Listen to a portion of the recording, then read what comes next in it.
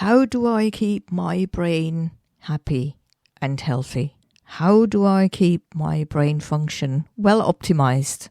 These are questions that I'm going to look at in today's episode of Exploring Brain and Mind. I will share some science-based strategies that help you to take care of your brain, how to best nurture it and how to best optimize its function.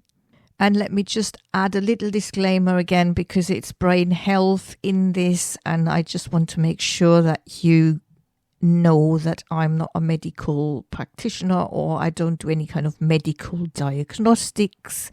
I am in the field of learning and development and coaching and consulting, but not in a medical way. So let's go and have a look at what we can do to keep our brain function well optimized. Our brains are our most powerful tools, and taking care of them is essential for being happy, healthy, and leading a productive life. There are 6 main areas linked to how to keep our brain healthy and in good working order.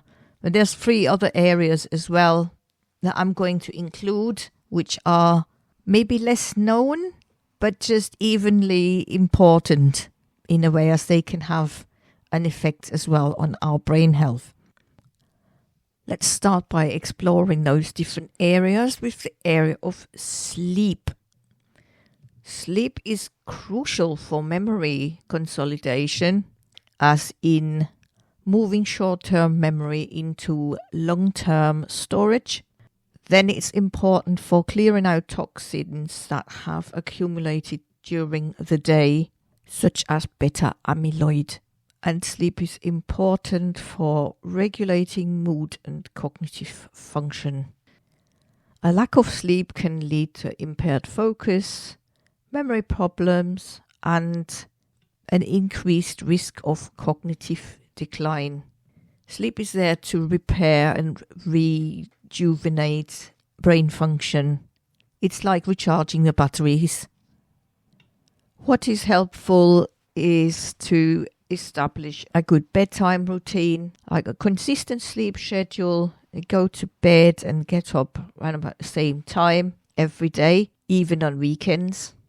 Maybe you notice that you have a certain bedtime routine, like you get to bed at 10, maybe wake up at 7 or so, that you will soon not even need an alarm anymore in the morning, that you will wake up before your alarm. That's one of the good perks when you start kind of establishing some routine. Your brain will know, and when you don't get enough sleep, your brain will make sure that you catch up on sleep. What could also help is to do some relaxing activities, take a warm bath or shower. Yes, they should be warm.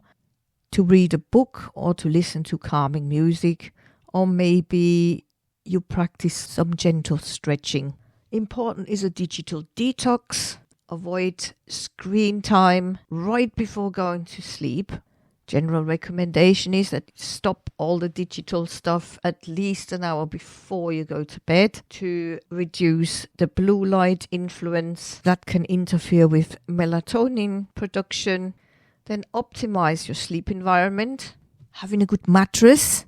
And I'm not going to start with advertising for mattress toppers or anything like that, which is kind of permanent on TV. And I'm saying that although having a good, comfortable mattress that is ergonomic as well is important. An optimal sleep environment means to have a dark bedroom, to have it quiet. Not so easy when you live next to a dual carriageway like I do.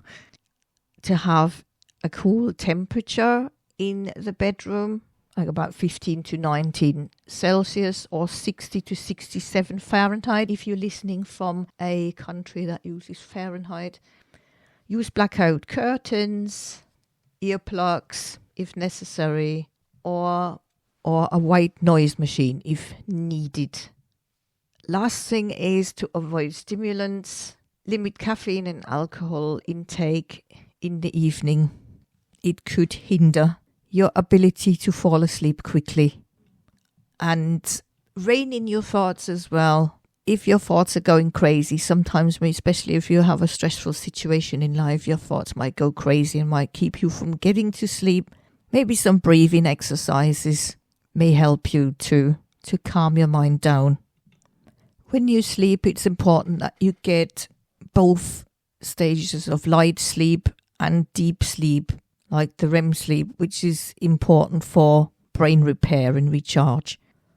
Recommendation for sleep may be 7 to 9 hours. However, you may be okay with 6 hours. Everybody's different, remember? But what I would say is do not continually deprive yourself of sleep. Not like in the entrepreneurial circles where it's often said, oh, sleep is overrated. Don't use too much time for sleep. Use it for hustling. Well, your brain does need the sleep. And if you continuously deprive yourself of sleep, you will notice that your brain function will decline. You will feel slower. It may feel like brain fog. Just listen to what your brain tells you with regards to sleep and follow the instructions. Parents of babies and young children and sometimes sick children will also feel sleep deprivation sometimes, especially in the early months of the baby when it wakes every few hours to get fed and have the nappy changed. Important is that in the first months to establish a good sleep routine and let them settle into that, not only for giving the baby a good sleep routine, but also for re-establishing a good sleep routine again for parents. Allow yourself to catch up on sleep if you need, even if it's a nap during daytime as a parent. Have a nap when the kid's asleep. Next area I'm going to look at is food and nutrition. Our brain needs omega-3 fatty acids for DHA and EPA. These are essential for brain cell structure and function. They can be found in fatty fish like salmon, mackerel and sardines, in flax seeds, chia seeds and in walnuts. Do you actually notice how walnuts look a little bit like little brains? Sometimes the foods to remind us of what they're good for. A slice of carrot looks almost like an eye. Anyway, antioxidants are also important. They protect the brain cells from damage caused by free radicals. They're found in berries, like blueberries and strawberries, in dark chocolate. Remember to use in moderation. And in colourful vegetables. Then there are vitamins and minerals that are needed by the brain. Vitamin B, for example, vitamin B complex is important for the neurotransmitter production, and that's found in whole grains, leafy greens, and in meat. Don't let anyone tell you meat is dangerous and not good for us. Then there's vitamin E, which is another powerful antioxidant, and that is found in nuts, in seeds, and in avocados. We also need zinc. Zinc is crucial for nerve signaling. It is found in oysters, beef, and in pumpkin seeds. And then there is magnesium, and magnesium is involved in learning and memory and is found in leafy greens, in nuts and in seeds. Important for the brain is hydration, because dehydration can lead to brain fog, to headaches, and to a decreased cognitive performance. Aim for at least 8 glasses of water per day, but the intake may be varying on your genetic makeup. It may be varying due to your metabolism and other factors. So you could do with less. You might need more, especially when it's hot. You will need more as you sweat a lot out. And go with what feels best for you.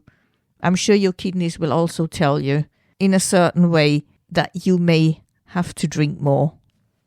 With regards to food and nutrition, watch out, because not everything is healthy to eat. And foods to avoid or to limit are processed foods. They are often high in sugar. They have unhealthy fats and artificial additives, colorings, flavorings. The chemical industry has no limits as to what they have created to make food more appealing, taste better, look better. But what's your ingredient list?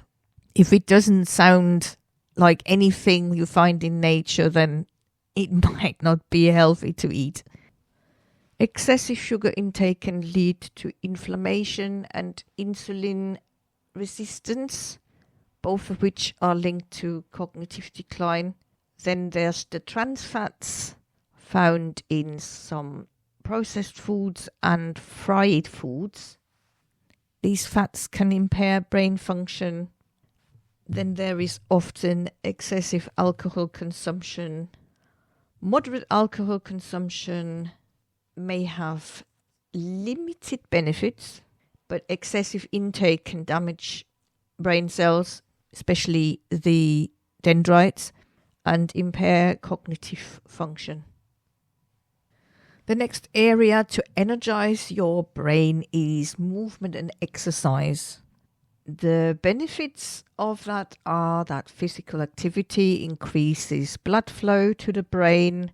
It's promoting neuroplasticity and cognitive function. It is delivering oxygen and nutrition to the brain as well. It stimulates the release of brain-derived neurotrophic factor, BDNF, a protein that promotes the growth and survival of brain cells. Types of exercise recommended are aerobics, because of the cross-lateral movements that they involve. So brisk, walking, running, swimming, cycling, dancing, all those include those cross-lateral movements which are good for like a brain integration. Brain integration as in getting both hemispheres to work together harmoniously. Then there's strength training, lifting weights, body weight exercises or resistance bands, and mind-body exercises would include yoga, tai chi and Pilates, which is also good for coordination. The recommendation is aim for at least 150 minutes of moderate intensity aerobic exercise or 75 minutes of vigorous intensity aerobic exercise per week, plus a bit of strength training, at least 1 or 2 days a week.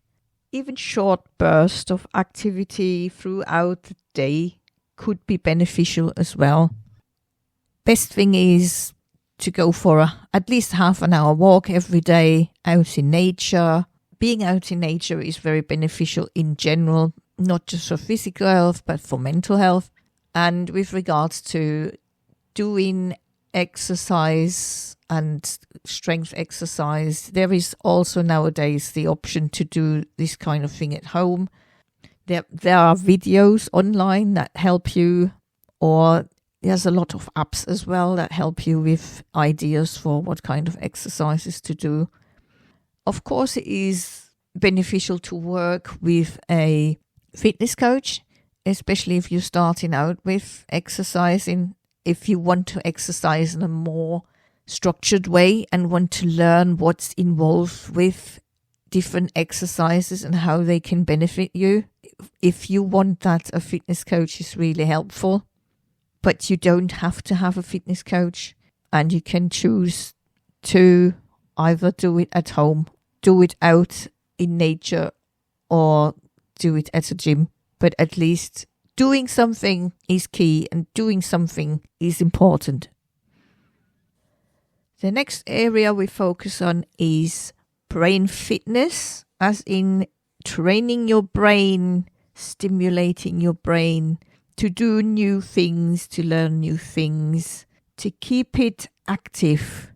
Mental stimulation is important for neuroplasticity and to challenge your brain with new activities and learning, and that should continue until old age.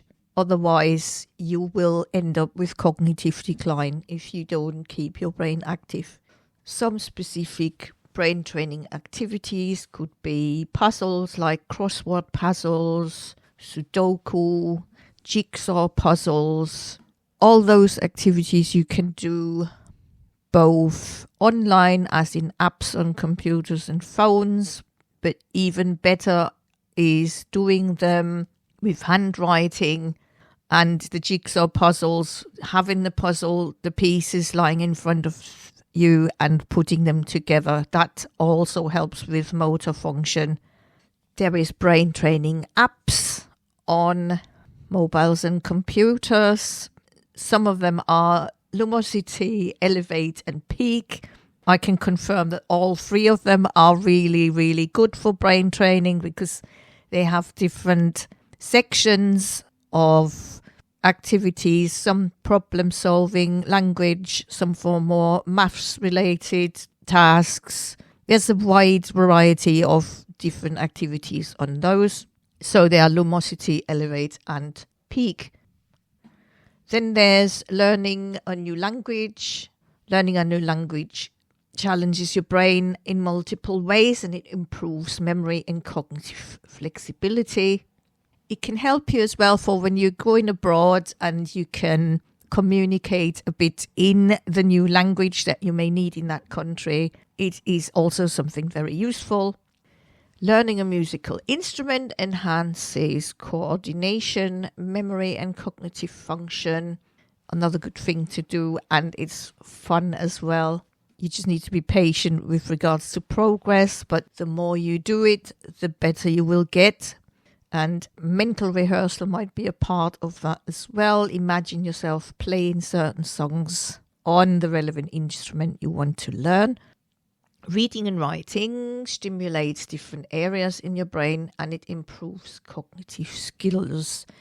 Reading and writing is great.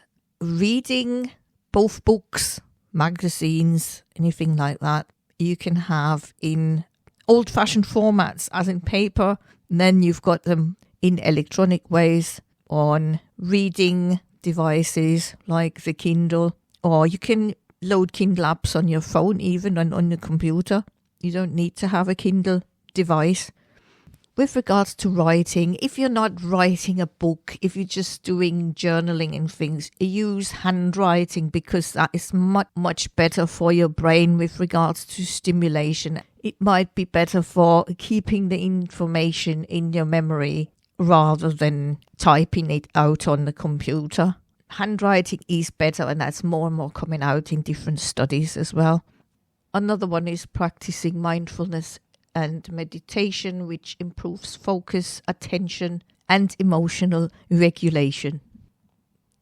The next important area is stress management, learning to cope with stress and managing stress. There are actually two different types of stress. One is eustress. Eustress in bursts can help with getting things done, meeting deadlines, firing yourself up to complete a task. So eustress can be helpful. That's the good stress, so to speak. But then there's the other stress that can be prolonged and that can be leading to physical and mental problems.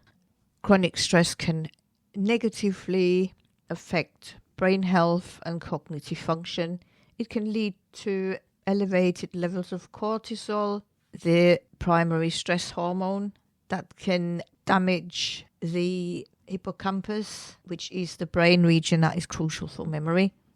So specific stress reducing techniques are mindfulness meditation, which focuses on the present moment without judgment, letting thoughts move through. They come in, you accept them, you don't judge them, you just let them move on. Remember, we've got 60, 70,000 thoughts coming through every single day. And thoughts are not necessarily true. Not every thought is true. What's also useful are deep breathing exercises. Slow controlled breathing can activate the parasympathetic nervous system, promoting relaxation. You can do progressive muscle relaxation, which means to tense and relax different muscle groups to reduce tension. And spending time in nature is a really good one. If you get into a stressful situation, try and remove yourself from it and head out into nature for maybe half an hour walk, 15-minute walk, even just removing yourself from the situation. Sometimes moving into a different room can already disrupt the pattern of dwelling on the stress, can change your thinking, can change your emotional state. But spending time in nature may be the most efficient thing to do. Studies have shown that spending time in nature can reduce stress and improve cognitive function. Social connection is also important with regards to stress management. Remove yourself from people that cause you the stress and focus on people that may give you a listening ear so that you can kind of offload your mental baggage that causes you stress. Spending time with loved ones or good friends can provide emotional support and reduce stress. The last area of the 6 main areas that contribute to brain health and brain function is mindset. And mindset is a huge one. It involves your thoughts, your beliefs as well. And the question is, what is your general mindset? Are you someone who likes to have things a certain way, who is not open to new things, who doesn't like change, who doesn't embrace change, who complains a lot? If you are one of this kind of people, then you have a fixed mindset. And a fixed mindset in our ever so fast changing times of uncertainty and constant change, constant technical development, you won't get very far, and you will end up being negative and a complainer, and that will fill you with extra stress because you can't cope or don't want to cope with new things, with change. It will not be beneficial for your mind, not for your brain, and not for your general physicality either. It is important to develop a growth mindset, to be open to new things, to try new things, to embrace new things, to embrace change, to embrace uncertainty, to look for opportunity in uncertainty and in change, rather than to dwell on the negatives and see change or uncertainty as a problem. A growth mindset also means nothing is fixed. Your beliefs are not fixed. They can be changed. Your brain is not fixed. It can be changed. And it is important to have for developing yourself as the person you are, or from the person you are to a person that you want to be. Personal development involves a lot of mindset work, and a lot of mindset work has to do with what I call doing the inner work, facing your internal contradictions, addressing those internal contradictions, addressing and sorting out old beliefs, turning them into new beliefs. For that, NLP can be really helpful to change your mindset, as well as timeline therapy, another great tool that helps you to reduce or eliminate negative emotions that might have taken hold of you for a long time in your life. Part of a healthy mindset is as well positive self-talk. Encourage yourself, empower yourself, rather than being critical of yourself. Be kind to yourself and learn to love yourself as you are. accept yourself as you are. You're unique, you're special, you don't have to be like someone else. Stand by and stand for who you are and embrace who you are. Here's a few practical tips how to cultivate a growth mindset, a positive mindset. To embrace challenges, look at opportunities instead of dwelling on the problem. Challenges are usually there to teach us life lessons that we have to learn.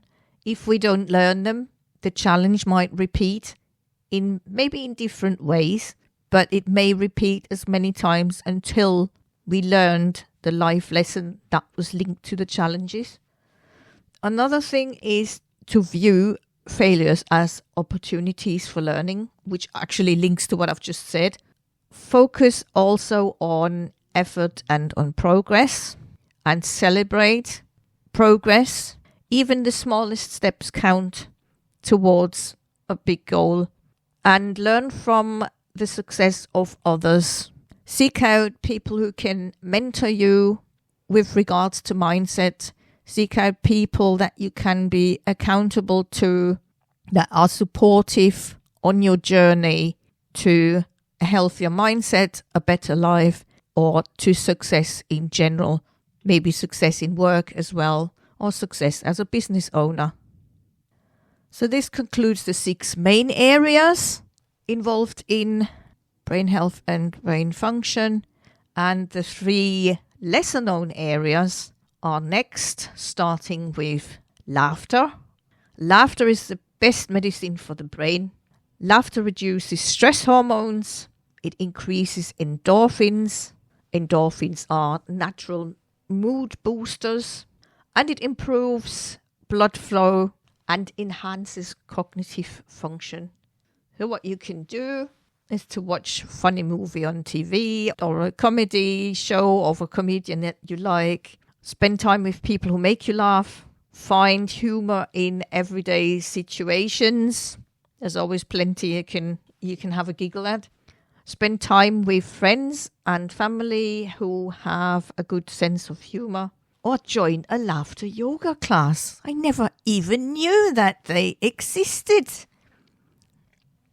Music is another area that is less discussed but also great for the brain. Music can improve memory, attention, processing speed, mood, and even spatial reasoning. It doesn't necessarily matter what kind of music it is. The main thing is that you enjoy the music. It could be different types of music for different moods. Even sometimes if you're in a more reflective mood, you might be more preferring calming music, or when you're in a more boisterous or energetic mood, you might prefer more fast moving tunes or heavier sounds. And music both in an active and in a passive way is great. Music in an active way would include playing an instrument or singing, while passive listening is just putting your headphones on or putting your preferred device on and playing music. And the very last area, the last of the 3 areas as well that are less discussed for brain health and brain function, is brain ergonomics. And brain ergonomics focuses on changing your environment to a more brain-friendly one. This applies to both workplace as well as your home.